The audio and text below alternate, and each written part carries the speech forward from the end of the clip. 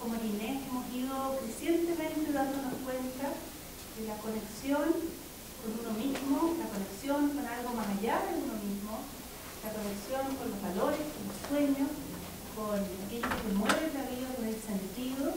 Es un torrente de cambio inmenso, es un torrente de cambio sumamente aprovechable para la brevedad, para la mantención del cambio, para que las personas puedan, además de resolver sus síntomas, ir encontrando otra posibilidad de cambio. Y por lo tanto nos fuimos interesando en el tema de la espiritualidad, desde la definición que nosotros vamos a definir. Y por eso queremos hacer esta charla. Ambas tenemos certificación como coach también, y a través del coaching hemos aprendido un montón de competencias, básicamente centradas en las buenas preguntas, y de repente se nos armó cómo la terapia breve, la espiritualidad aporta tremendamente la terapia breve, y cómo el coaching puede ser una gran ayuda, y eso es parte de lo que hoy día tenemos. Sí, y la verdad es que dice que nos mueve, porque es algo que hacemos porque nos hace sentido hacerlo, y que es un tema que hemos estado estudiando, y hemos estado también acercándonos a aprender de allí y a investigar allí, y hemos encontrado poderosas fuentes tanto para nuestro quehacer profesional, en términos de autocuidado también, los terapeutas y todas las personas que ayudamos a otros, que cuidamos de otros, necesitamos cuidarnos a nosotros y saber cuidar a nuestros equipos. Y como directora de un equipo, hay una responsabilidad inmensa también en saber cuidar a las personas que trabajamos alrededor nuestro y energizarnos. Y este es un tema también donde hemos encontrado importantes respuestas en esa dirección, que queremos compartir algunas de ellas con ustedes. Sin embargo, me gustaría, antes de comenzar, a decirles que para nosotros la espiritualidad y cómo podemos usarla, me gustaría que esta reunión, que esta charla resulte útil. Me gustaría, para poder hacer que resulte útil, adecuarla un poco más a la medida de ustedes, porque si bien tenemos algo que entregar, que está claramente planificado, que está pensado, el modo de entregarlo, las palabras, los ejemplos, y el cómo llevarlo a lo que de verdad a ustedes les interese depende un poco de lo que me cuenten, cuáles son sus expectativas, por qué están aquí. ¿Son la mayoría psicólogos? ¿Son psicólogos? ¿Quiénes son psicólogos? Esa es la pregunta, Pamela. Bien. ¿Quiénes están en pregrado? Bien. ¿Hay alguna profesión distinta de psicólogo? ¿Hay alguien no psicólogo? ¿Ya? ¿Qué profesión tenés? Derecho. Derecho. Bien. Súper bienvenido.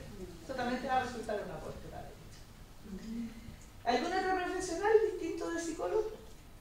Dime. Periodista y Periodista. historiadora. Súper. ¿Y contadora? Historiadora. Historiadora. Bien, súper bienvenidos también. Cuéntenme un poquito por qué están aquí. ¿Qué se quisieran llevar? En un ratito más cuando se vayan, me interesa mucho que después de esta tarde lluviosa, de frío, donde sería mucho mejor estar en nuestras casitas, calentitos y tomar un tecito quizás, o una copita de vino, que igual no es incompatible, podemos llegar a hacerlo, pero cuéntenme qué quieren llevarse. Quiero un par de ideas para poder dar cuenta de eso. Inspiración. Bien. Súper, qué bonito lo que queréis llevarte. Lo que queréis llevarte. Voy a hacer todo lo posible para que eso ocurra. Y esto a mí me inspira. Y la primera condición para que poder entregar inspiración a un otro es inspirarse uno. Entonces, voy a hacer todo lo posible para entregar aquello. Pero es grande lo que pides, ¿eh? Y en una hora está difícil. Pero la música te inspiró un poco, los recursos, ¿viste las fotos? ¿No? Te perdiste en una parte que al menos a la Poli y a mí, cuando preparamos esta conferencia, es lo que nos centra y lo que nos inspira, porque eran fotos de recursos naturales. ¿Vieron qué lindas que son? Qué impresionante es la naturaleza, qué impresionante, qué grande, y qué conexión más grande uno logra de... Y eso está ahí, es gratis, y de repente lo veo un poco. Parte del inspirarse pasa por ver eso. ¿Qué más quieren llevarse allí? Un poco tener una idea cuál es como esa fina línea, porque uno cuida, como psicólogo en la práctica cuida bastante el tema de no transmitir las propias creencias y cuál es como la idea más bien o más menos objetiva de lo que le vamos a llamar espiritualidad, porque es algo tan subjetivo y tan particular. Así es. Muy bien. Una muy buena pregunta que sí va a estar respondida en una parte que va a hablar Paula Ceruti, importante, la investigación, desde varios puntos, porque en nuestro quehacer como terapeutas hemos sido formados más bien en la dirección contraria, ¿verdad? Y hemos utilizado poco este tremendo recurso y más bien tenemos que dejarlo de lado, el de ellos, de nuestros clientes y el de nosotros. Bien, vamos a tomar ese tema. Una última idea que alguien quiera llevarse, y es la última oportunidad, porque el que no me dijo que quería llevarse y no sale con lo que quería, es responsabilidad de ustedes, no mía. En cambio, si me dicen que quieren dulce, yo les puedo decir al tiro, no, si yo no les voy a dar dulce, se pueden ir a su casa a tomar su tecito. ¿Sí? O copa de vino. Yo me voy a tomar una copa de vino. Ya, una última idea que quieran llevarse. Pues a mí me parece que el tema del coaching y el tema de la espiritualidad me cuesta como compatibilizarlo. Entonces veo como dos polos distintos. De alguna forma he tenido alguna experiencia en la espiritualidad, por otro en la ciencia, y entonces como que resulta ser dos mundos distintos. Sí. Entonces, me llamó la atención el tema cuando lo vi en el mural y dije, bueno, ¿cómo podemos armonizar las dos cosas? Eso me pareció curioso. Muy bien. Algo de eso también, de eso vamos a conversar y parto por decirte que nuestro enfoque en el coaching, así como en la psicoterapia, hemos creado un enfoque que, a diferencia de otros enfoques más tradicionales, tanto en coaching como en psicoterapia, mira mucho más al futuro que al pasado y trabaja mucho más con los recursos que con los déficits de las personas. Y desde allí, desde el coaching como una herramienta para llegar a ser más de lo que uno es, para el bienestar de las personas, desde concebir desde allí el coaching como un desarrollo, como un aprendizaje, es que la espiritualidad es una fuerza de cambio poderosa, es una medicina. Y ahora vamos a hablar un poquito más de eso, cómo aporta el coaching, cómo aporta la psicoterapia a este gran tema, bien poco tocado de lo que es la espiritualidad. ¿Sí? Bien, veamos entonces un poco de lo que algunos autores han ido hablando respecto, por ejemplo, de las personas y el cambio, ¿cierto? Por ejemplo, varios autores han visto en sus investigaciones que existe una relación positiva entre espiritualidad y salud mental. En general, las personas que tienen algún tipo de vida espiritual, religiosa, vamos a ver que religión y espiritualidad no es lo mismo, tienen algún tipo de blindaje y de protección contra la sintomatología de salud mental. Otros autores han visto, por ejemplo, que la gente opina que para el cambio, esperando a mi asistente que estaba muy perdida en el tráfico y la PAME amorosamente la estaba reemplazando, pero ya, bueno, yo quería relevarla. Te inspiraste, aquí hubo una que se inspiró, bien. Un ratito no me voy. Sí, quiero decirle además que esas maravillosas fotos que ustedes están viendo con increíble música son obra de ella y parte de nuestro equipo, así que nos inspira y nos ayuda y siempre los audios nos encantan. También entonces se ha visto que las personas opinan de sí mismos que la espiritualidad es muy importante para el cambio. 2/3 de las personas piensan que eso es muy, muy importante. Por ejemplo, en cáncer, las personas que han atravesado esa difícil experiencia tienen más posibilidades de sacar de esa experiencia un crecimiento espiritual o la sensación de desarrollo personal si tienen previamente una espiritualidad o conexión con el mundo interno o con algo más trascendente que si no lo tienen.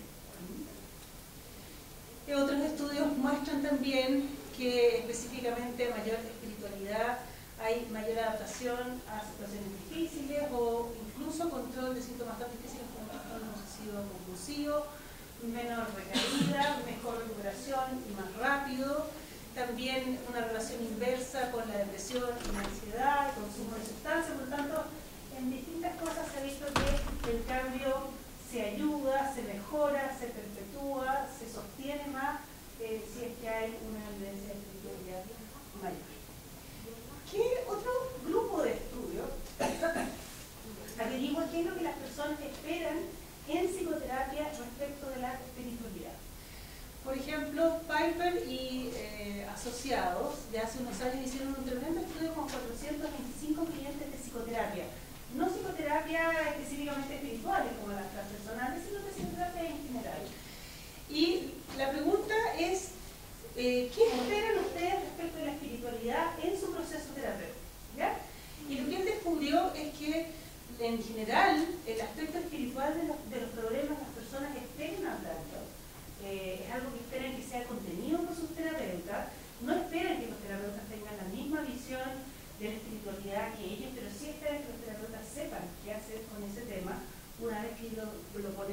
de la mesa, que estén entrenados para poder recibir.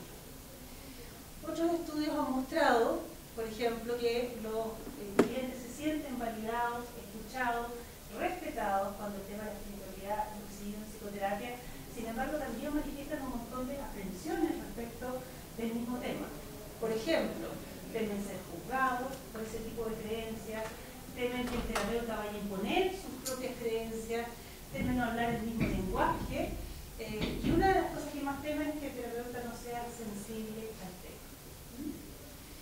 Y en general, la mayoría de los pacientes ambulatorios, según Rose, quiere hablar de temas espirituales. Por lo tanto, hay una serie de investigaciones que muestran que respecto de la espiritualidad hay una expectativa importante del paciente de poder hablar, tocar y ojalá incluir ese tema en psicoterapia.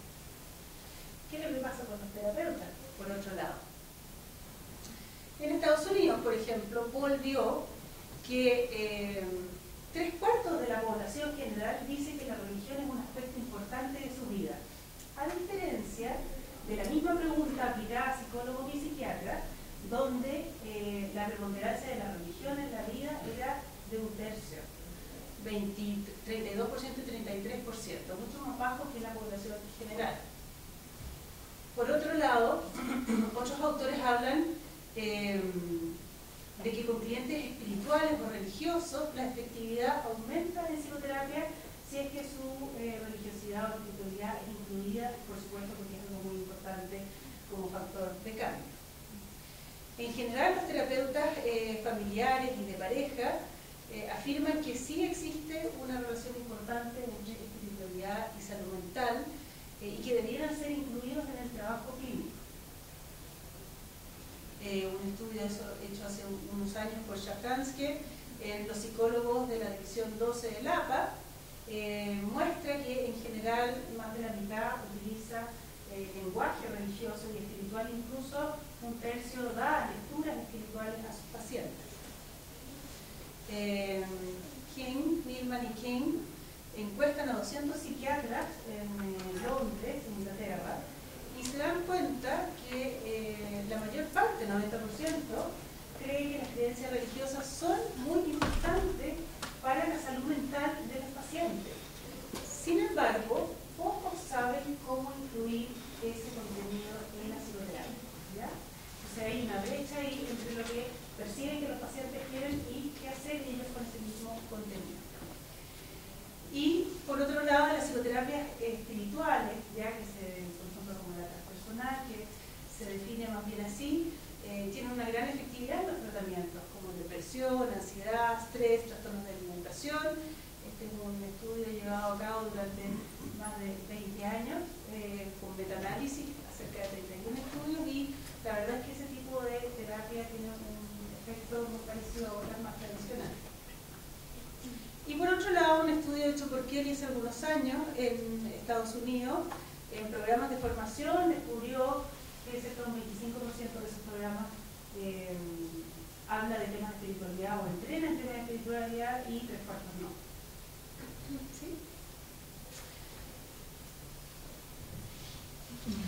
Bien, esos son algunos números, algunos datos que hemos encontrado de cómo tratamos desde los terapeutas en general, los que hacemos formación en psicoterapia también, y las personas, los clientes y los pacientes, con qué mirada se presentan frente a ese gran tema. Sin embargo, yo quiero abrir un poquito la pregunta, ¿por qué nos cuesta tanto incluir la espiritualidad en psicoterapia? ¿Qué piensan? ¿Les cuesta? Espiritualidad sí es un tema más personal, es un psiquiatra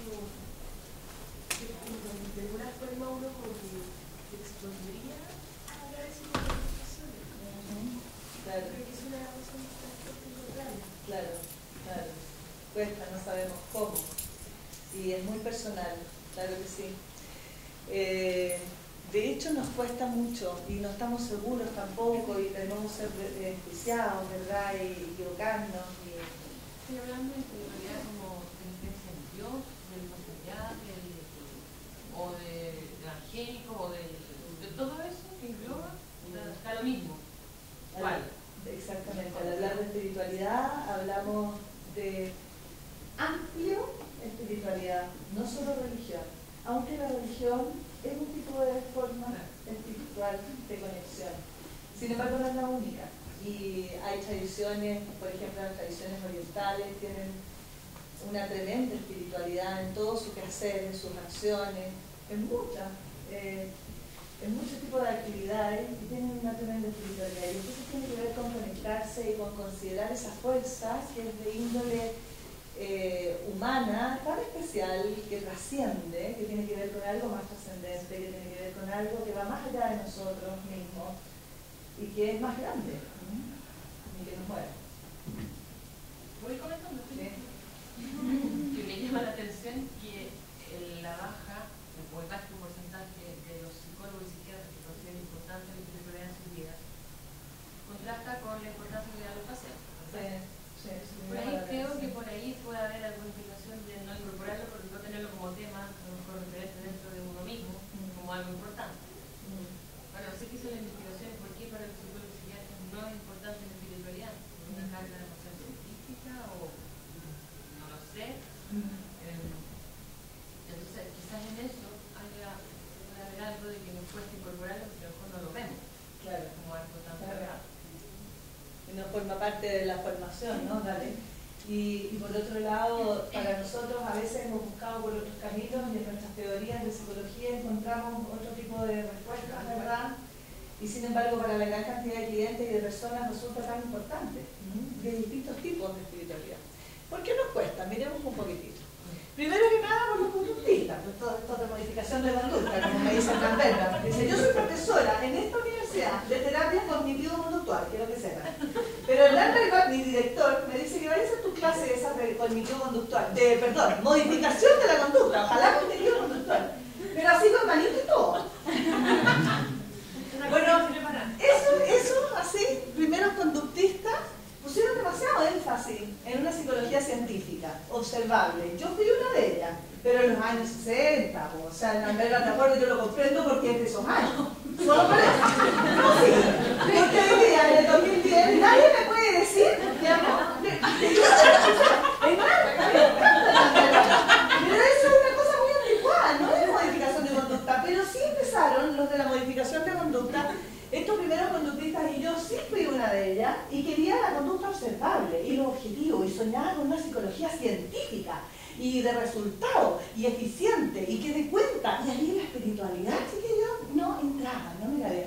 A mí me está entrando ahora en los últimos años la espiritualidad como parte de la psicoterapia, no en mi vida personal.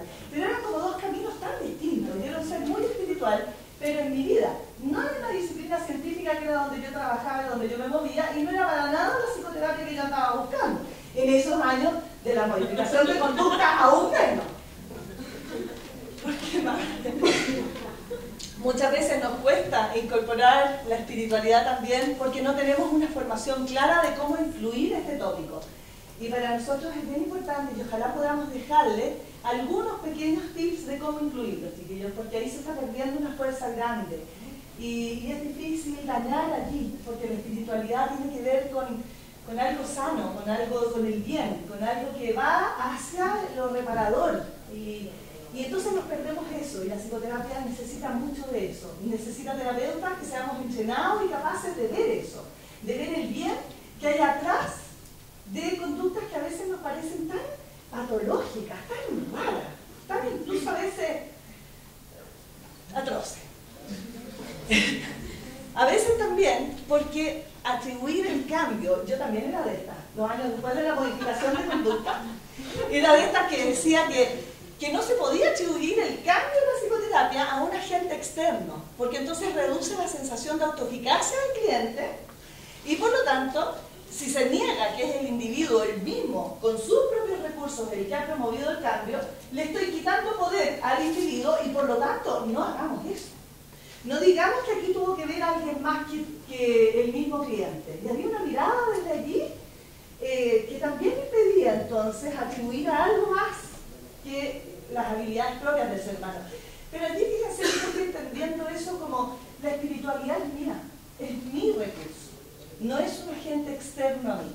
Desde mi mirada, Aquí, así como la objetividad ya la abandoné porque la verdad que esperábamos ser objetivos como en esos años, pero ya después con los constructivismos y todo, las miradas, ya como que nadie quiere la objetividad, nadie quiere la verdad tampoco, todos queremos, pero sabemos que estamos limitados en el acceso, ¿verdad?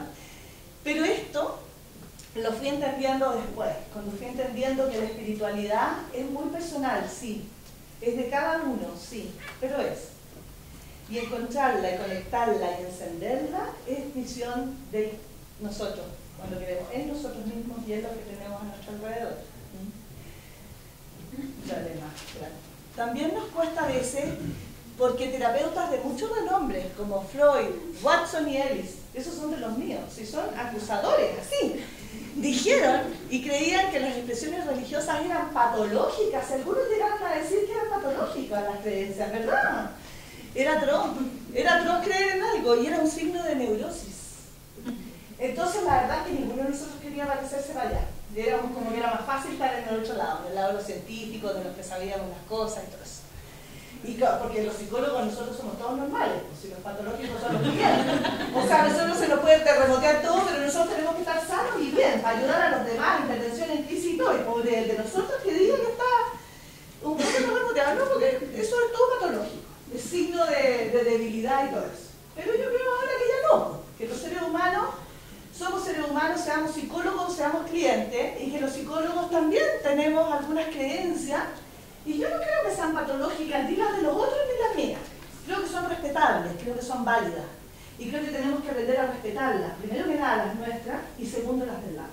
Porque si no partimos desde ahí, va a ser muy difícil que logremos conectarnos con las suyas y con las mías, que no están en competencia, están en unión, en respeto y en conocimiento. Bien. Y por último, nos cuesta incorporarla porque tenemos un tremendo entrenamiento en neutralidad y un temor a imponer lo propio. La verdad es que ese entrenamiento, al menos en mí, nunca tuvo ningún efecto, porque te juro que no logré entender. Yo no entiendo qué es eso, la neutralidad. Yo no sé si alguien puede ser neutral, de verdad que yo no creo, porque yo creo que desde que llego como estoy vestida ya no fui neutral, y ya tratar de parecer neutral me parece una lata, además es como aburrido, sin ser nada, así como cero. No tengo idea. Pero hay un entrenamiento como en esconder quién es uno. Y a lo largo de mi desarrollo profesional yo he ido aprendiendo a trabajar más bien con lo contrario. He ido aprendiendo a trabajar conmigo, con mi ser espiritual, con mi capacidad enorme de sentir, con mi capacidad enorme de ver lo positivo, con mi capacidad creativa para mirar salidas por donde no ven otros, a disposición. Lo que yo soy es a disposición del otro. Además de un bagaje teórico enorme, de muchos libros y de muchas investigaciones, que bueno, yo no le pongo muchas, la Poli es la más teórica, ustedes cacharán las diapositivas de ella, llenas de autores y de hecho y todo eso, pero ahí está todo. Hemos leído todo eso y da cuenta de lo que estamos hablando. Y obviamente que eso también me sirve para hacer psicoterapia, toda la formación también. Pero mi persona es un instrumento fundamental para que yo pueda ser terapeuta y ayudar a otros. Y eso entonces, la espiritualidad está allí, está en mi centro del rato. ¿Qué entendemos por espiritualidad? Miremos entonces, y algo de eso ya he dicho. Hay muchas definiciones de espiritualidad, nos da una lata atroz empezar a decirles, les podemos decir los libros donde las lean, donde las busquen, porque es una palabra tremendamente amplia, de verdad. Entonces no voy a empezar a dar un montón de listados de espiritualidad y de palabras porque es cosa que ustedes las busquen cuando las quieran. Sin embargo, voy a decirles un poquito cómo fuimos nosotros llegando a esto y considerando la espiritualidad como un modo de conectar con algo mucho más trascendente y más grande que nosotros. Y hemos ido viendo cómo las distintas personas nos conectamos de esa manera, de forma muy individual, muy personal y muy distinta. Hay personas que se conectan a través del arte, de la belleza, hay otros a través de la naturaleza, hay otros que creen en algún Dios, en alguna fuerza, en algún espíritu, en algo, creen en cosas y en energías, hay muchas, y todas me parecen tremendamente válidas. Y nosotros integramos esas miradas y tratamos de rescatar cuál es la de cada uno, sin por eso hacer menos la propia, que la tenemos y que hay que tener clara cuál es. Miren, por ejemplo, esto es muy lindo. Quiero terminar hablando de la espiritualidad porque ahora va a empezar el Poli a ver la definición misma con la cual vamos a trabajar. Lo que dice Einstein, la ciencia sin religión está coja. La religión sin ciencia es ciega. Einstein. El espíritu se manifiesta en las leyes del universo. Y a mí me parece eso tan lindo porque es donde yo quisiera llegar a mostrarles que se unen. A mí me parece que hay que ir uniendo, hay que irse alejando de esa época en que los psicólogos somos tan así, y en realidad éramos mucho más así. Ustedes no son tan así, pero en la época en que yo estaba estudiando en la universidad, en que éramos grupos, los conductistas, los psicoanalistas, los humanistas, éramos pero odiosos entre nosotros, nos descalificábamos constantemente. Yo encontraba que los psicoanalistas no servían para nada, decían puras terceras, que no sé qué. Ellos me decían que yo era como naranja mecánica, que yo era un ser sin sentimiento. O sea, eran unas agresiones en un mundo parcelado, de poca comunicación, de mucha descalificación, de muy poca humildad, chiquillos. Cada uno creía tener la verdad y luchaba por su verdad y noble. Sí, todos queríamos algo bueno, pero no aportamos mucho. Y la verdad es que de a poco, y este último tiempo, la investigación ha ayudado mucho a que cada uno de los distintos enfoques en psicoterapia sea más humilde y más respetuoso. Porque la investigación no le da la ganada a ninguno. Es decir, todos los enfoques son similares en resultados y debemos de respetarlos, todos. Y cada terapeuta también tiene que elegir el tipo de enfoque que le es más cómodo a él por su postura, por su forma de ser, por el tipo de pacientes que va a ver, por el tipo de cuadro clínico. Pero vamos uniendo fuerzas, porque de verdad que en esa división entre ciencia y espiritualidad, que es la más grande que creo que tenemos que vencer, hay que lograr eso. Y Einstein, miren cómo lo hizo. Uno de los desafíos que estuvimos planteando fue cuándo hacer nuestra definición de espiritualidad. Y vamos a tomar la del Dalai Lama, vamos a tomar la de una cierta religión. Y lo que elegimos fue tomar la de este terapeuta estratégico que se llama Bill Hanlon, que es un hombre que ha hecho un tremendo recorrido personal. Un hombre que ha asimismo luchado con la depresión, con un juventud, incluso pensó en el suicidio.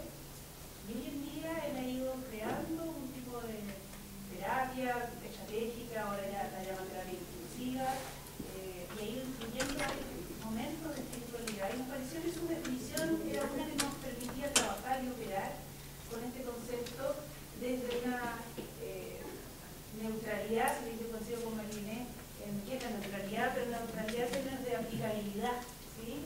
General o transversalidad. Una de las cosas que él define como espiritualidad es la conexión.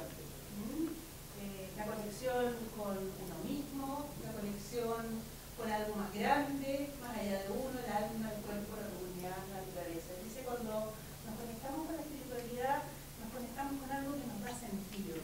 Cuando estás en la naturaleza y ves un paisaje maravilloso, cuando ves, como estamos ahora en otoño, las hojas caer, cuando eres capaz de ver un pasaje de playa o de puesta de sol, pasa algo adentro.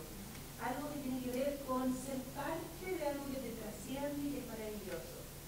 Cuando te conectas con tu cuerpo y te das cuenta que estás cansado, te das cuenta que estás alegre, te das cuenta que estás enamorado, que tienes con ese cuerpito de la guatita cuando va a llegar alguien, y te conectas con algo que es importante para ti.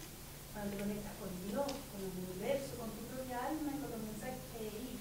Cuando te conectas con tus sueños, que es lo que es importante, todo adquiere sentido. ¿Sí? La desconexión es una de las grandes causas de infelicidad. ¿Por qué hago esto? Estoy estudiando esto. Aquí me levanto en la mañana. El tema de la conexión es un tremendo tema de conexión con el alma, de la espiritualidad y un vehículo de felicidad y de sentido muy importante. También O'Hanlon nos habla de la compasión. Y es ese lugar donde uno se puede sentir amable y aceptador de uno mismo y de los demás. Él dice más bien es estar con uno en vez de contra uno mismo y el mundo. Varios de nosotros y ustedes que trabajan con distintos cuadros clínicos se dan cuenta de cuán poco compasiva puede ser la propia mente, con uno, con el mundo y con los demás. Como no solo la depresión, nuestra forma de alimentación, nuestro contenido diario, que es tremendamente exigente, hay tanta falta de compasión por uno mismo. Pareciera que uno es su peor enemigo en vez de su mejor amigo. Que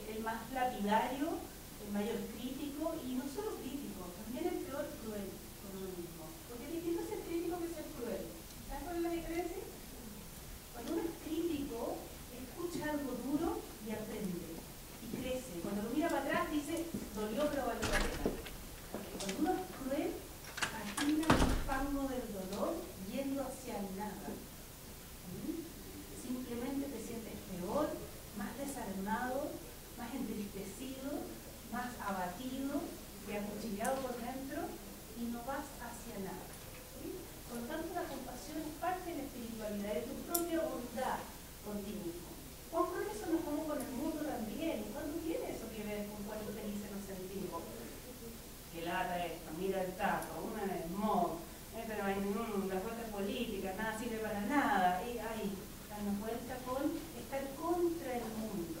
Y las personas que están contra sí mismos, contra el mundo, sufren mucho. Y por otro lado, acá nos habla de la contribución. Él postula que las personas que están conectadas con lo importante, que están compasivas con sí mismas y con los demás, naturalmente se van moviendo hacia la contribución, hacia la tendencia natural a dar y a darse por otros, hacia sentir que aquello que puedes entregar es un aporte. Yo soy medio distractiva y voy a esperar. No se notó nada que diga contar. Bienvenido. Qué rico que están. Ya. Contribución, le decía yo, es dar, es sentir que vale la pena, que marcas una diferencia, que lo que diste es importante. Y por lo tanto, desde la definición de alma, una persona que está conectada con sus sueños, con su alma, con su cuerpo, con los demás, con sus amigos, con su familia, con su comunidad. Una persona que tiene una visión compasiva, amistosa con sí mismo y con otros, no condescendiente, amistosa. Y una persona que contribuye es una persona que está en una espiritualidad que lo ayuda a estar con sentido y a estar mucho más contento. El postulado, y por lo tanto, desde ese postulado vamos a seguir trabajando. Hasta ahora no hemos hablado de coaching. ¿Qué mono toca el coaching? Y una de las cosas que nos gusta del coaching, que nos aporta el coaching, tiene que ver con las preguntas. Si hay una disciplina que tiene que ver con geniales preguntas, es el coaching. ¿Cierto? Preguntas. Preguntas que nos conectan, preguntas que nos llevan a nuestros sueños, preguntas que nos llevan a nuestros recursos, preguntas que nos hacen mirar lo que no habíamos visto, preguntas que nos dan vueltas una realidad. Ayer cuando estaba pensando un poco en esto, me conecté con el tema de las preguntas. Estaba comiendo, tengo un hijo de 14 años y mitad de 12.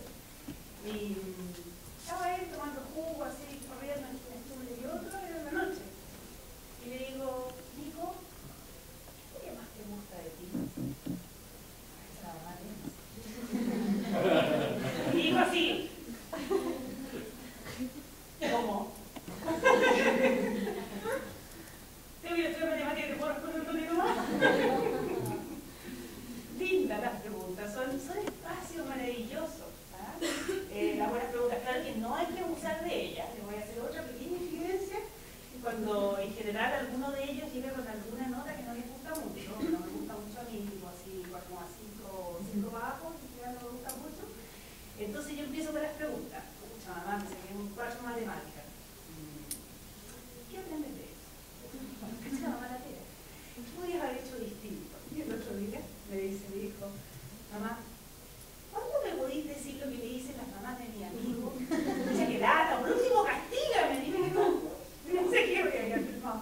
Algo, pero que la pregunta de tonta, que tampoco se puede abusar tanto de la momento.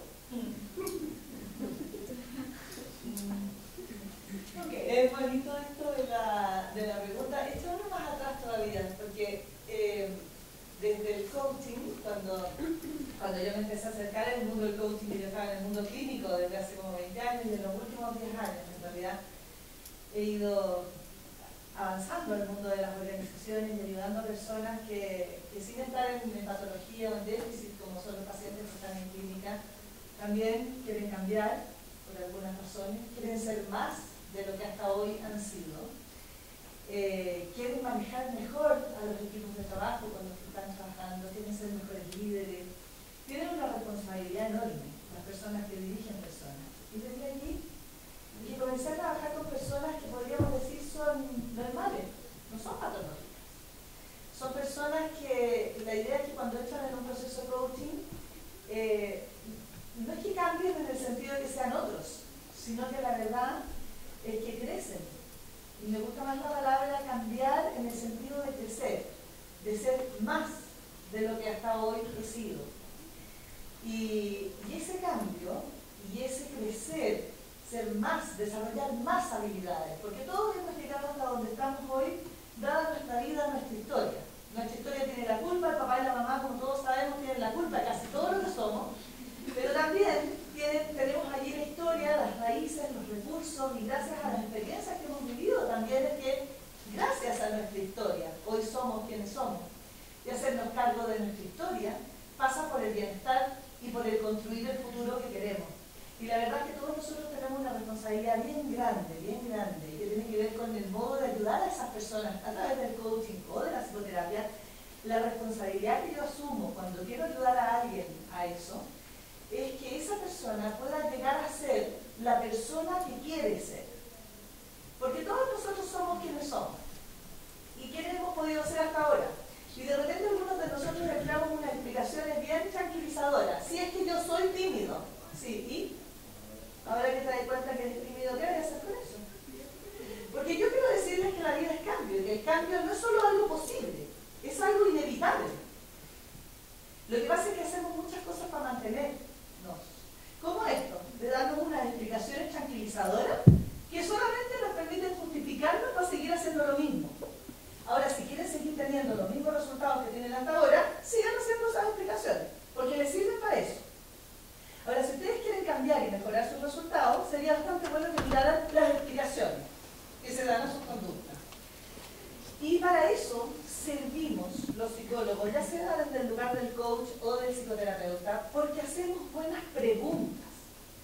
¿Por qué las preguntas? El poder de las preguntas es absoluto, porque no nos metemos en la intimidad del otro. A veces los chiquillos cuando están recién empezando en psicología y me toca supervisarlos en su práctica, quieren tener muchas respuestas, quieren tener muchas técnicas, creen que están ahí para darle consejo a la gente. No están ahí para eso, chiquillos. La gente no necesita sus consejos, sino son tontitos. Y así corremos el riesgo de meterle nuestra idea y nuestros valores y nuestros quereres a la gente. No, no es eso. No busquen allí.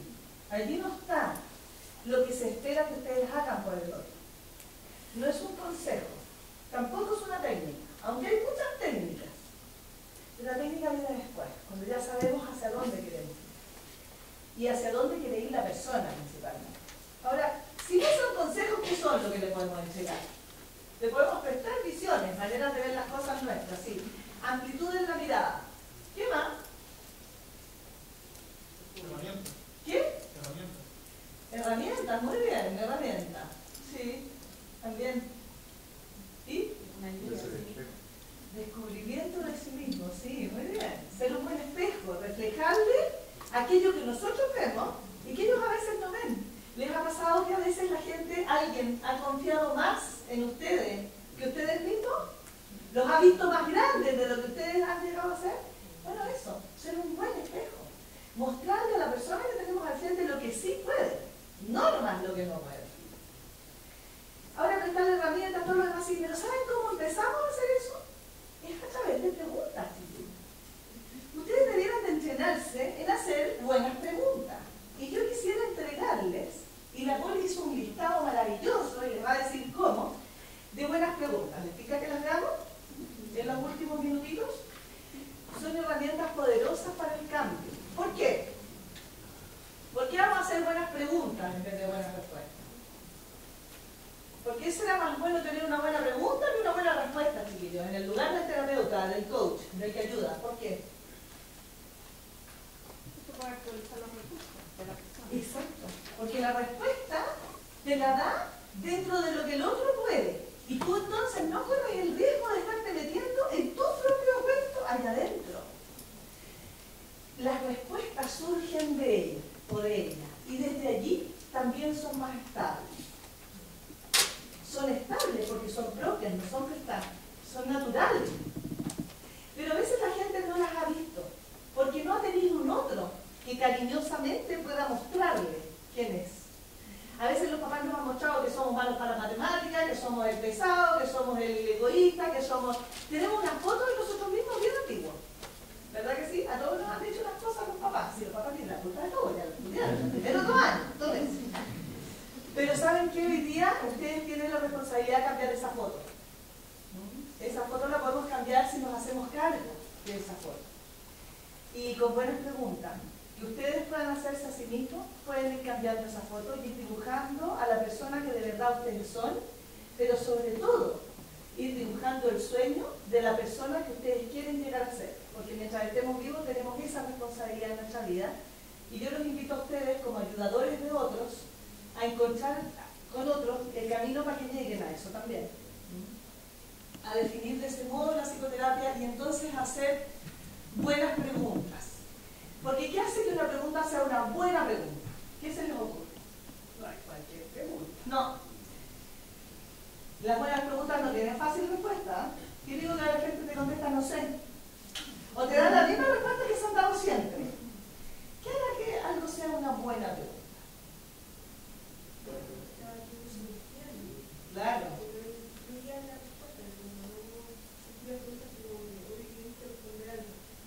Exacto. Muy bien. No te aburrís de dar la respuesta. Una buena pregunta ilumina áreas que nosotros no hemos visto a veces. Y uno está hablando con alguien en una buena conversación y la gente le hace a uno una pregunta sobre algo que a uno no se le había ocurrido mirar siquiera. Y se ha fijado que uno tiene un discurso repetitivo, como que habla lo mismo de eso, de uno, de lo que sea. No incluye algo distinto a veces. Y está, pues, entonces alguien te hace una buena pregunta. Eso es una buena conversa.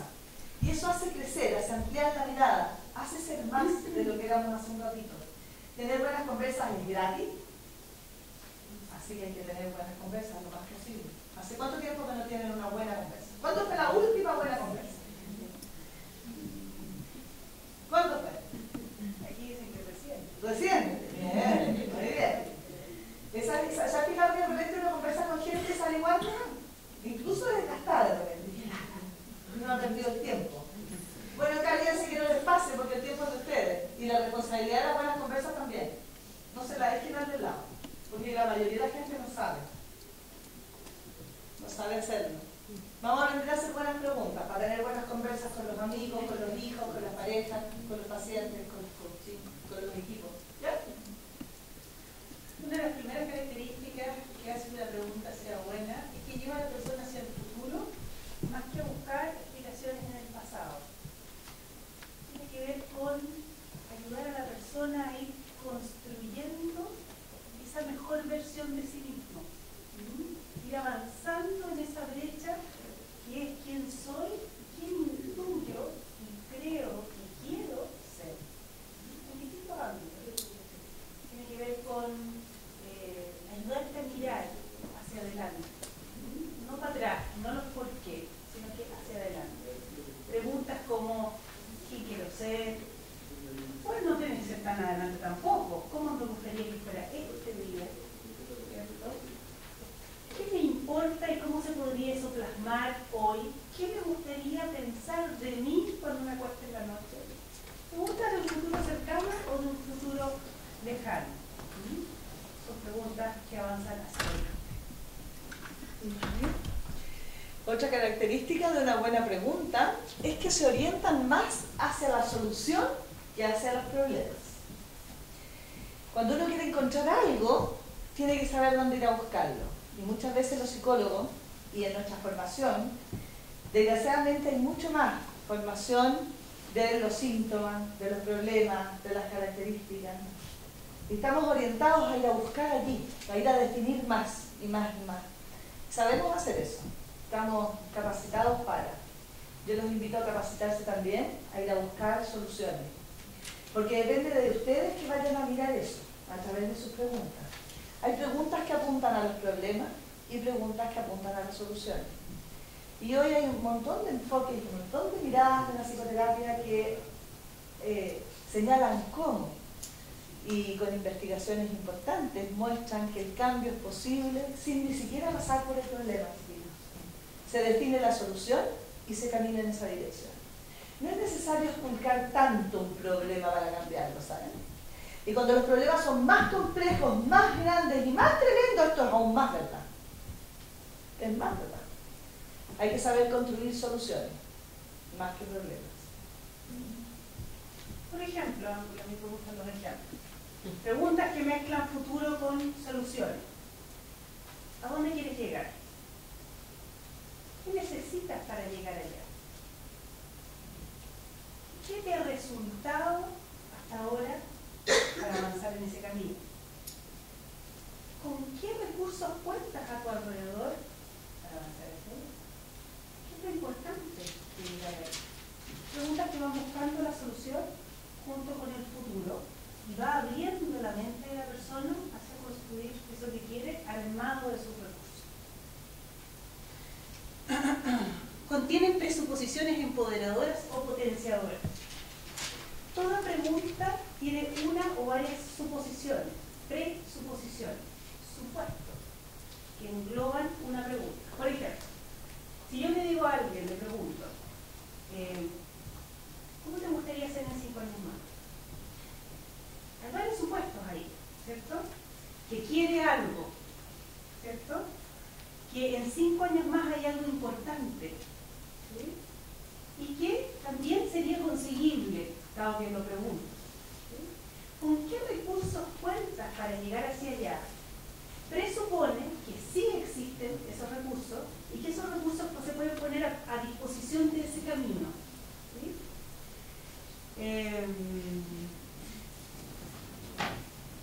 La gracia de las preguntas es que una vez que uno la lanza, queda clavada.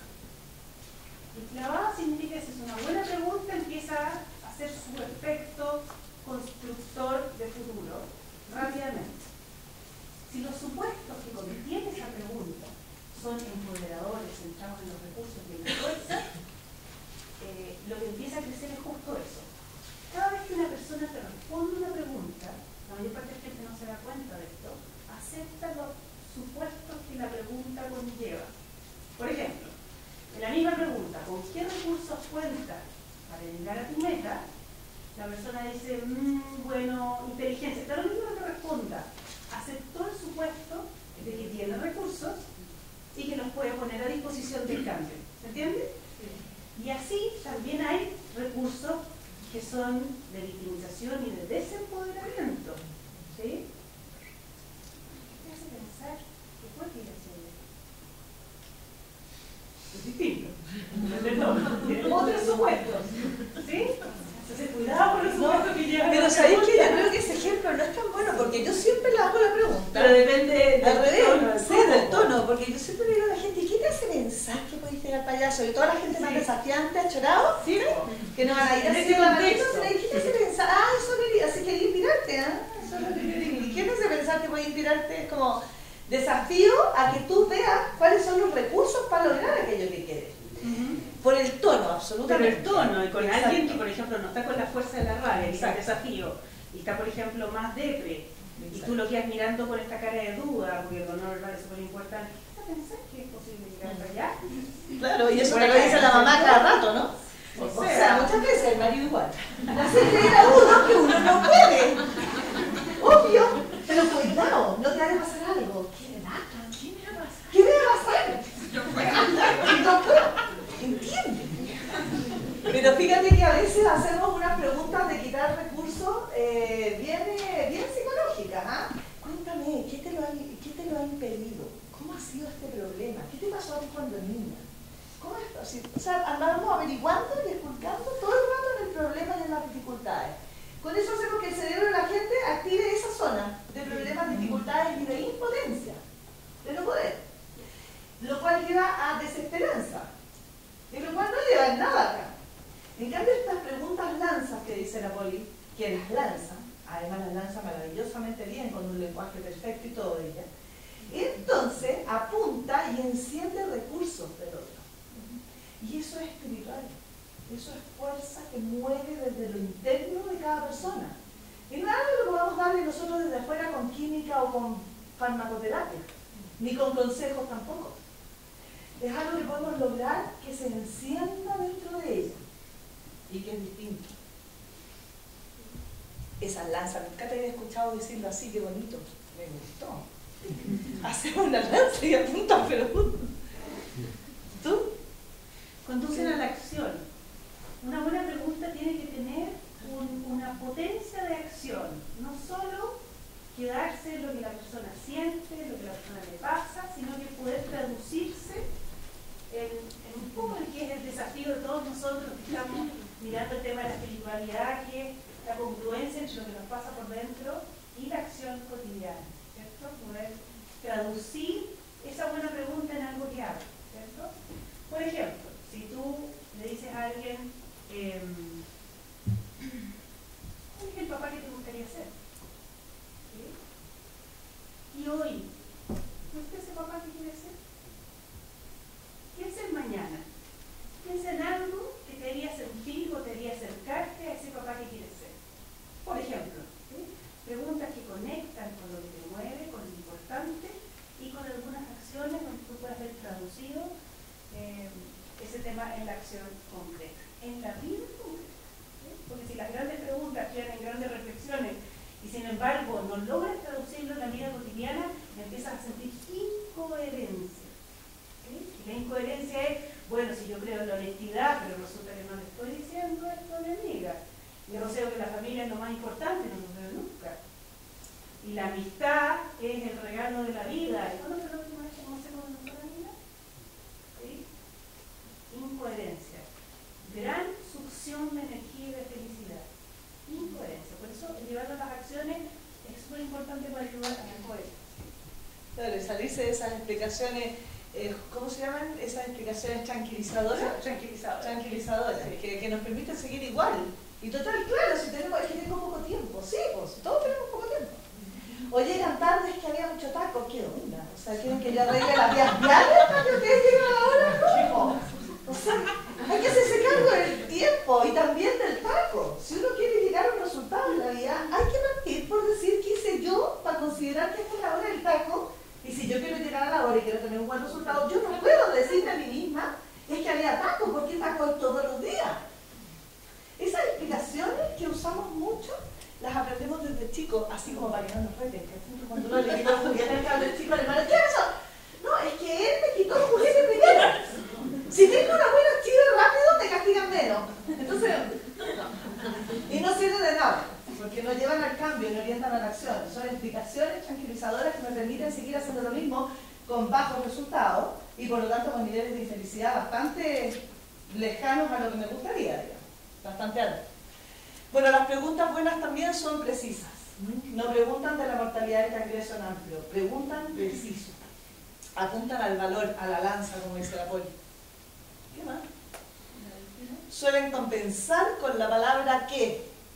Porque hacemos unas preguntas nosotros de repente que son bien cerradas. Las preguntas cerradas son las preguntas a las cuales uno puede responder sí o no.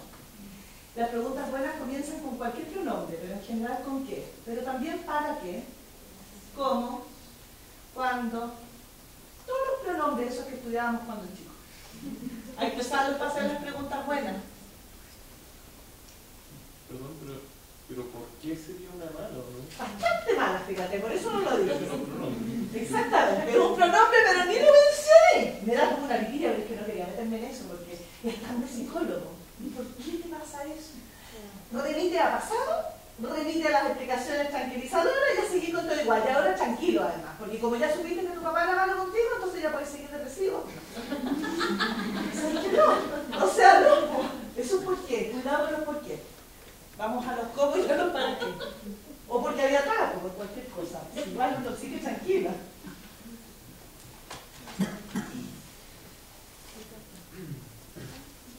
Vamos a ver entonces los distintos temas que hablamos, que habló Poli, Paola Celuti, de la definición de espiritualidad a la cual vamos a ir trabajando de Harold. Y el primero de esos temas es la conexión. Y vamos a regalarles algunas preguntas que ustedes puedan emplear con ustedes o con las personas con las cuales conversen, de modo de despertar esa conexión que realmente es algo tremendamente valioso como seres humanos. Y les encargo que las vamos usando lo más posible, se las sepan de memoria. Solo traen bien, no traen nada más. Una de ellas, y la primera, y es la que más a mí me gusta, es ¿qué es lo que más te importa en la vida? Son preguntas, como ustedes ven, que no tienen una fácil respuesta, que nos hacen pensar un poquito. Y que en psicoterapia de repente nos responden una cosa cualquiera. ¿Y saben qué? Nosotros tenemos que tener un buen sensor de saber cuando la respuesta fue una buena respuesta. Porque cuando no es una buena respuesta, no se pierdan la pregunta. y tienen que aprender a sostener la pregunta. Y sostener la pregunta es un arte entrenable. Todo esto se puede aprender. Uno no tiene que nacer con la habilidad para hacer buenas preguntas. Yo lo aprendí y me costó mucho aprenderlo porque yo, como ustedes se dan cuenta, soy muy acelerada, soy rápida, soy directa, soy impaciente, soy intolerante, no tengo el don de poder volar un rato por ahí, no. Entonces voy a punto directo, ¿verdad? Y quiero rápido la respuesta, ya me lo dije, y todo quiero rápido, los resultados rápido, la respuesta rápido. Entonces yo preguntaba pésimo, porque puro iba cerrando, para que, ya pues, ¿sí o no? O sea, ya pues. Y me costó mucho. Y hoy pregunto, y me importa, y puedo encontrar respuestas. Y si sostengo la pregunta, hay que sostener los silencios a veces. Hay que sostener la incomodidad que trae eso, la vergüenza que trae eso, porque es entrar en una intimidad que es muy cercana y que es muy especial.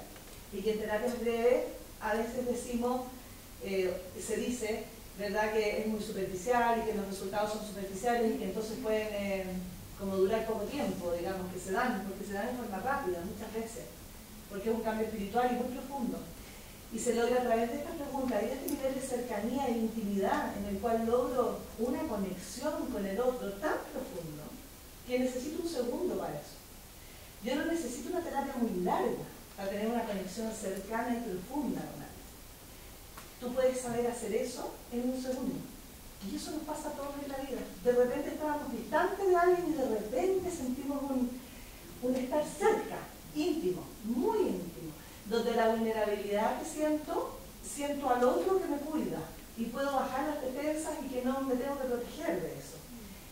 Y ir haciendo eso es mucho más fácil a través de preguntas que de consejos y de otro tipo de herramientas.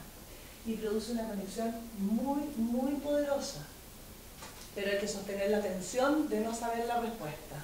Y hay que ayudar al otro a buscarla, a encontrarla. Y sabiendo que está. Ese es el supuesto que tiene que estar atrás de estas preguntas. Tiene uno que saber que ahí está. ¿Cuál es el valor más importante para ti?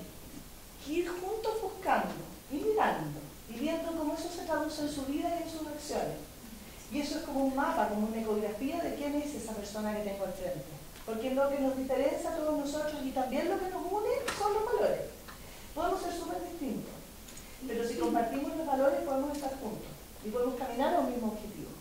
Y la Poli y yo, por ejemplo, somos tremendamente distintas en manera de ser. Ella es una dama, ustedes se dan cuenta, yo soy una bruta, también se dan cuenta. Y sin embargo trabajamos juntas uniendo porque compartimos unas cosas muy importantes que son los valores y que nos permiten estar juntas a pesar de nuestras diferencias. Y no niego que tengamos muchas veces dificultades por los ritmos, por las maneras distintas de hacer las cosas, por el bien de cosas.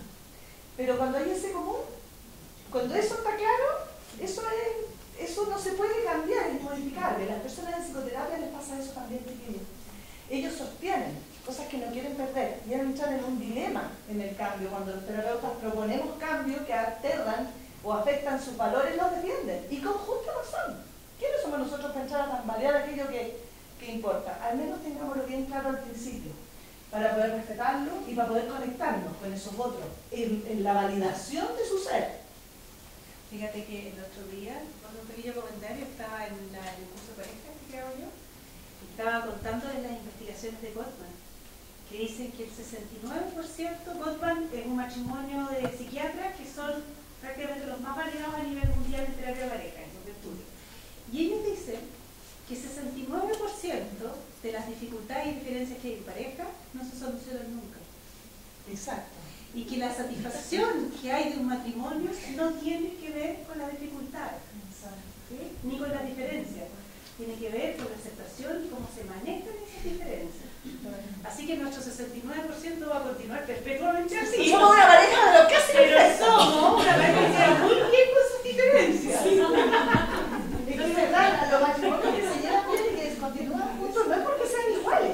No. Todo lo contrario, una lata, al final es una desgracia. Los que llevamos años con los matrimonios, les podemos decir la lata que es igual. 20 años después seguimos peleando por la misma cosa. Igual, por la misma cosa, y tratando de que el otro cambie y no cambia. ¿Y cómo va a cambiar? Una posibilidad, así es. Exacto. Ahora lo que importa es lo que apunta es el valor, porque nos pueden salir unidos.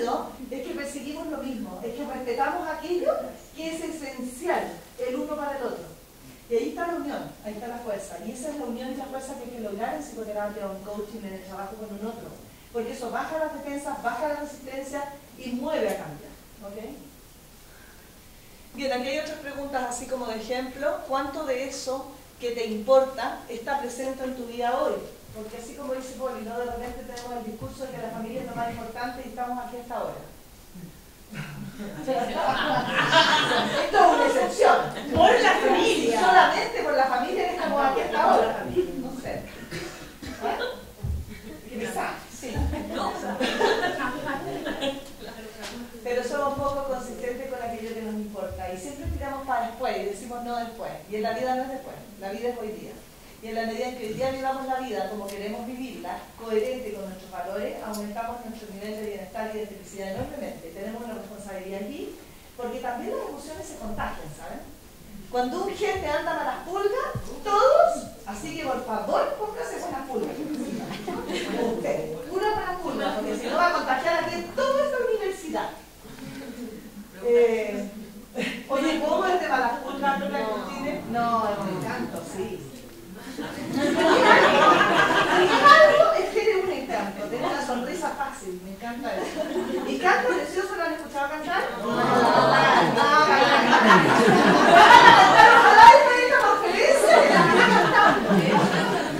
Obvio, el micrófono, no. Los dones son más regalando, no son para hacerlo. Hay que ser generoso. Eso es un valor para que la vean. Bien. Otro es cómo te gustaría verte en 5 años más. Es una pregunta muy poderosa y yo les recomiendo que lo hagan y que definan eso, y que lo definan claramente, porque de eso va a depender grandes decisiones que ustedes van tomando día a día. Y la verdad es que es mejor saber a dónde va uno, porque si uno no lo sabe, lo más probable es que lo decida otro. Sí, yo en mi afán de ser autónoma, esta pregunta para mí es fundamental, porque quiero decidir yo dónde voy a estar yo en la vida en 5 años más, y nadie más. Y si no lo decido yo, si no sé para dónde voy, como en el cuento de Alicia en el País de las Maravillas, por qué camino seguimos, depende de a dónde vas, no sé para dónde voy, entonces da lo mismo por camino tú tomas. Así lo veo. Si uno no sabe para dónde va, alguien decide por uno. Y después puede ser tarde cuando uno miró el camino recorrido y dice, yo no quería esto. Bueno, ahí estaban durmiendo, quisieron para evitar. ¿Okay? Los más jóvenes es importante eso, hacerse cargo de eso. Interesante, porque cuando uno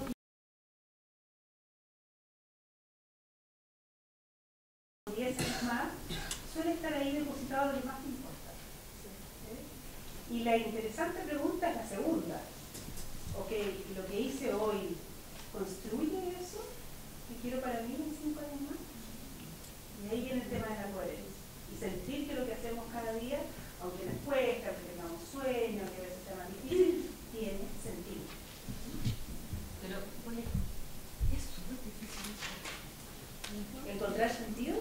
¿O preguntarse ser qué quiero hacer en 5 años más? siempre. No, el ser coherente siempre. ¿O sea, lo más difícil? O sea, encuentro que es súper complicado. ¿Sí? Porque primero, ya, después que lo reconocido, que lo ves y que sabes y que sabes para dónde va. Igual, uno, por A, B o C, otro jugar zancadilla, otro así. Dilo yo, dilo en primera persona. O uno se hace la No, tonta. uno, yo. Yo me hago la tonta. Sí. Es que así es la cosa, ¿no? Empieza a hacer. Esas son las pequeñas cosas del lenguaje que son las que tenemos que ir corrigiendo con un otro, ¿no? Porque es distinto decir yo, que partes por hacerte cargo de las zancadillas que te hace, de que se estás hablando de ti. Yo. ¿Bien? Sí, Porque es difícil. sí, me cuesta. Obviamente. Y por eso no nos, perdón, por eso no nos hacemos tanto estas preguntas. Por eso no nos hacemos tanto estas preguntas. Sin embargo, tampoco, bueno, hay gente que dice que el agotador está constantemente en esto. El paso que yo ahora es coherente conmigo mismo, el paso que yo ahora. ¿A dónde voy a ir? Claro, tiene que ver con 5 años más, tiene que ver con 5 años más. En el psiquiátrico. Agotador distinto. No, por no. El piloto automático es súper rico también. Pero el balance entre poder estar en automático, estar tranquilo, el perdón, y ahí viene la compasión. No fui coherente, ¿ok? Y entonces me trato como mi mejor amigo, me lo perdono, no puedo, no pude, sí, mañana será otro día. ¿Sí? La conexión es parte, la cuando... A mí no me pasa. No, a nadie. A mí no me pasa. No, si nosotros somos los perfectos. Si por eso es que estamos aquí. Estamos por lo menos. Pero fíjate que yo siempre les digo a las personas, y lo pienso también cada rato, les digo, esto que estamos hablando es muy simple, pero no es fácil. ¿Sabes? Porque suena simple, suena que es cosa de decirlo nomás. ¿Qué te importa a ti en la vida? ¿Dónde quieres estar tú en 5 años más? Pero no es nada fácil. De verdad que es algo que requiere de un trabajo personal importante, espiritual. Espiritual. Porque tiene que ver con lo que quiero, desde mis valores, desde mis reflexiones, desde mi historia, desde mi legado, desde aquello de donde vengo, porque también es importante de dónde vengo, de qué cultura vengo, de qué familia vengo, hija de quién soy. Ahí también hay un legado. Entonces, hay muchas intersecciones, pero yo los invito a trabajar con esto porque es un trabajo lindo de términos espirituales, es muy completo porque une todos esos distintos. Es muy simple, pero no es nada fácil. ¿Sí? Compasión. Si tú eres como tu mejor amigo, ¿qué te dirías en esta situación? Sobre todo con alguien que está con esta mirada tan crítica, tan dura. ¿Ah? Y a veces pensamos que para ser eficiente o para ser coherente tenemos que ser tan duros con nosotros mismos. Tenemos tan poco cariño, amor en ese camino en el que vamos avanzando. Si eso que no aceptas de ti lo tuviese alguien que tú quieres, ¿cómo lo ayudarías a aceptarlo? Es impresionante conmigo hacer estas preguntas en terapia, por ejemplo, o en coaching de vida, como si tú te piensas ayudando a otro, te acercas a la compasión con mayor velocidad que si lo haces contigo mismo. ¡Qué tristeza! Cuando de repente somos tan amables en el trabajo, tan difíciles en nuestra propia casa. Esta casa. ¿Sí? Y podemos tratar bien al conserje y tratarnos tan mal por dentro. Tener la capacidad de perdonarnos tan poco, ser tan poco amigos de nosotros mismos. Y andamos buscando afuera refuerzo, porque tenemos tan poco de eso adentro. Esa poca capacidad de poder mirar lo que nos construye. Para cerrar la historia de mi hijo, fíjate que es bonito él, ¿ah? A mí me encanta mi hijo, soy fan de él. Tiene 14 años, me encuentro exquisito. Yo tenía conmigo en la adolescencia, porque pensé que era un adolescente. Sí, es difícil, pero es increíble también. Y fíjate que es un gran respeto de él hacia mí, que pueda no responderme rápidamente. Por ejemplo, me diga, ¿te puedo responder después? Así como cuando los pacientes te dicen, no sé, es una gran respuesta. ¿Sí? Abrió la puerta de algo que está dispuesto a explorar. Entonces después en la nochecita, que regaló, se hace el logro, no me crezca, me nochecita con los amigos, pero la noche me se la mostró en la foto. Y agarra el tuto.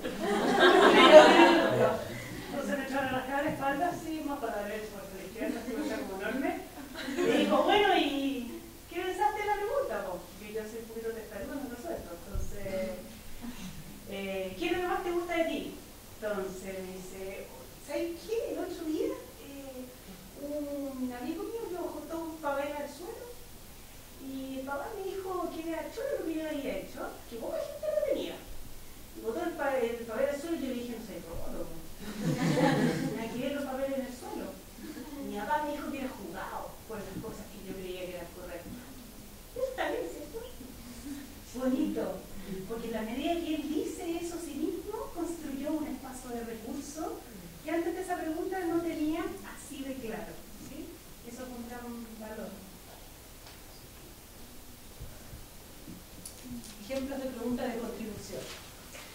Bien, miremos un poquito entonces cómo podemos construir en esta última área que menciona Jalo. Dale un torpedo, por favor. Pero estas son las que te gustan a ti. Ah, sí, te metiste de la anterior jerarquía. Por eso te estaba regalando la mía. ¿Quieres tú o doy yo? Una y una. No, ya. De lo que tus padres te heredaron, ¿con qué te gustaría quedarte? Eso es interesante. ¿Por qué no?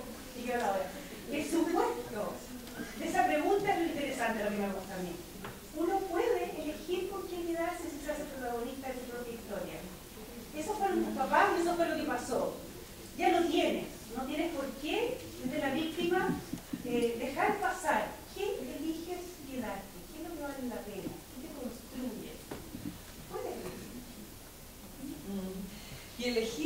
es lo que da la fuerza. Y uno siempre es libre, siempre, aunque uno tenga una pistola aquí. Aunque uno tenga una pistola, uno decide sus acciones y sus pensamientos, todo. Y elegir es el acto más humano y más espiritual que uno puede llegar a acceder. No se quiten esa libertad, esa acción. No se disculpen, es que como yo cuando chico se murieron mis papás y fui huérfano, ¿sí? No se disculpen con la historia, usen la historia, construyanla, apodérense de ella y elíjanla para lo que les sirve y construyan otra para sus hijos. Piensa en alguien que tú ames. ¿Qué de ti te gustaría dejarle? Eso implica mirarse uno y ver aquello que es valioso y que elige entregar, lo cual también un acto consciente adquiere mucho más fuerza que si en forma inconsciente vamos viendo lo que agarraron los hijos de uno, ¿no? Me dieron así, bueno, lo agarraron, ¿no? Conscientemente hagámonos cargo de quienes estamos entregando, dejando a nuestros equipos de trabajo, a nuestros hijos, a nuestros amigos, a las personas que nos rodean. Y me acordé mientras Marinés hablaba de lo que nos dice Víctor Frank, ¿cierto? En su maravilloso libro. Finalmente nuestra libertad es algo a lo cual no podemos renunciar. Y la última de nuestras libertades es la actitud que vamos a tomar frente al destino. Gran frase, un gran hombre. De lo que hoy entregas, ¿qué te hace sentir más orgulloso? El orgullo es una gran fuente de conexión, de autoestima y de felicidad. Tiene varios supuestos que son súper interesantes, pero que estamos en la que uno entrega y que eres capaz de sentirte orgulloso. ¿Cómo te gustaría ser recordado? Yo soy una esa, ¿eh? ¿Te fijaste ahí? Sí. Una crítica. ¿Tienes tan lindas las láminas? Te tengo que decir. ¿Cómo te gustaría sí. ser recordado? Ya está dicho. Ya lo dijimos. Dale. ¿Estamos? Sí. Vamos llegando a la hora. ¿Estamos en la hora? ¿Estamos? Me gustaría que ponga apagado eso, porfa, y si se puede, la presentación de la parte de costos de recursos para preguntarles un poquito. Ya.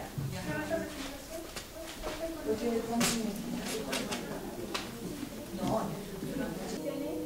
De espiritualidad de coaching y sobre todo de las preguntas, eso de mirar al futuro, de hacer que el cliente o paciente, como se quiera llamar, que mire al futuro, que mire hacia adelante y que mire sus recursos.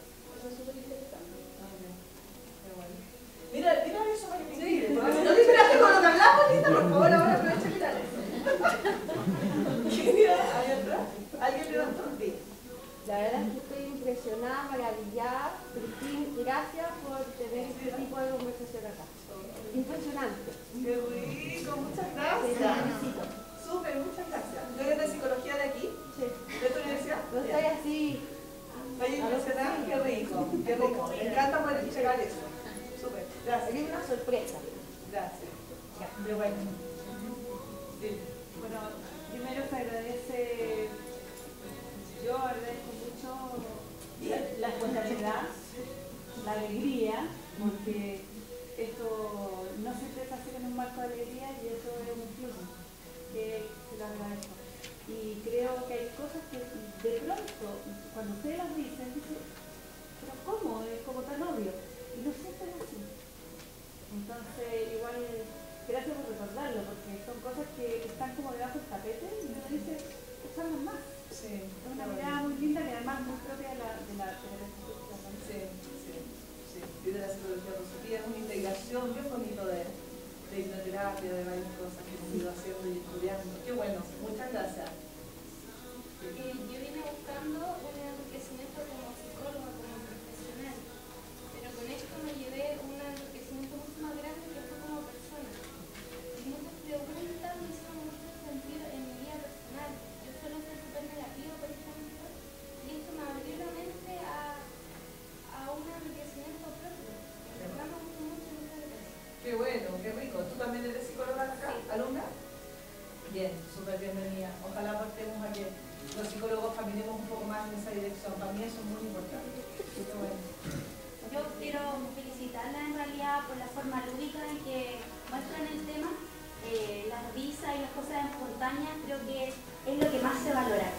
Y la visión que encuentro que es súper importante es no tanto quizás lo malo que puede tener una persona, sino las cosas, como decían ustedes, la habilidad y los recursos que tienen, porque conexión con la espiritualidad creo que puede avanzar, pero 100% más de lo que se puede quedar estancado. Así que muchas gracias, muy interesante el tema y súper. Bien, gracias. Empieza con yo. Va a empezar con que uno, así como que cualquiera. No. Me cargo. Ya no me rete más, señora. Pero un poco si me encanta es mi ser, es un valor. Con mucho cariño te quiero más que no sé quién. Si no, no estaría aquí. No, lo que quería decir tiene que ver con el enfoque de la cultura en general.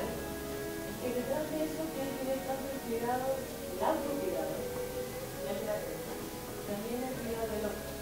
Que si bien le llamamos espiritualidad, también es muy importante como el amor a Dios. Y esto tiene que ver finalmente, siento yo, con el amor hacia el mismo y el amor hacia el otro. Entonces, desde ahí lo positivo, desde ahí lo bueno, desde ahí lo constructivo. Nace del querer al otro.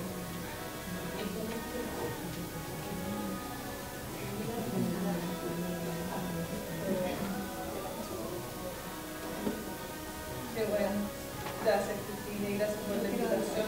Hay una señora de la ¿verdad? Yo Cecilia. ¡Qué vergüenza! Y sacó la nota, todo. Oye, yo la quiero... No, la quiero felicitar porque estuvo precioso. No sabía cómo se iban a tirar entre el coaching y la espiritualidad. Pero lo encontré fantástico, me encantó la alegría, lo positivo, el mensaje de amarse a sí mismo, el de uno como instrumento psicoterapéutico. La verdad que me encantó todo, la felicito de todo corazón. Muchas gracias, porque me daba un terror ahí que la miraba.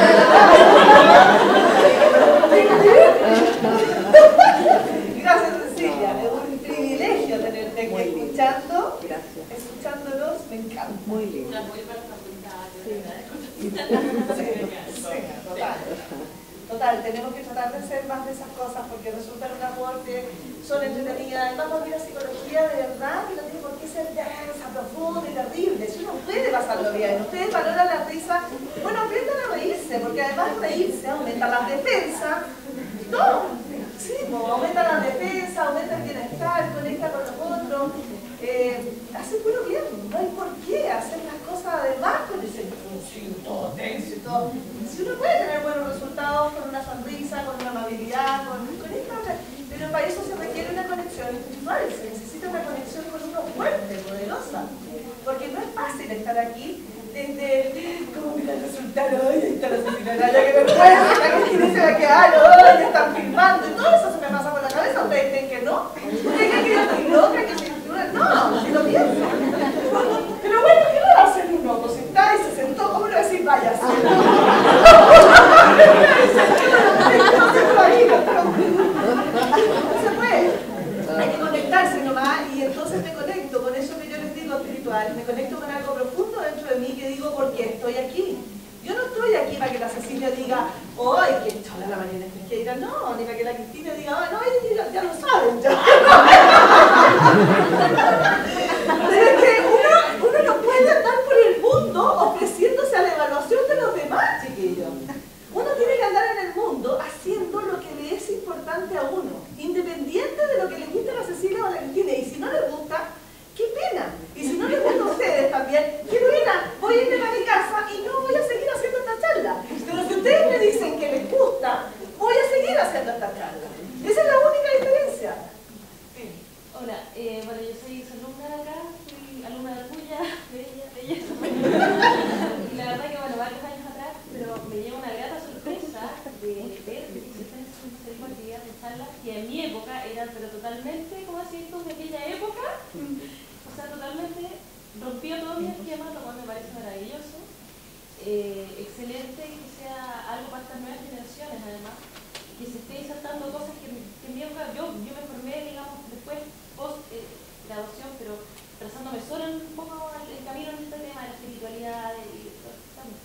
Entonces la verdad que es algo como que te sorprende, te reconforta y te alegra mucho y te hace mucho sentido de que bueno que además se estén haciendo estos temas y que se estén incluyendo de la Todavía no nos da para incluirlo dentro de la actividad del pregrado. Lo pedí a la gentecita. En una de esas le sacamos un ramo dentro del pregrado.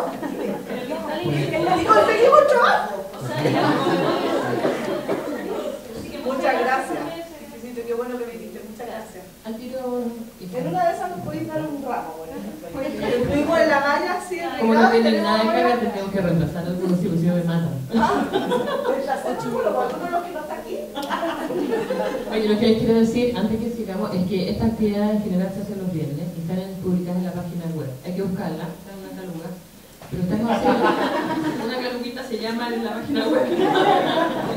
Para que se coman, ¿no?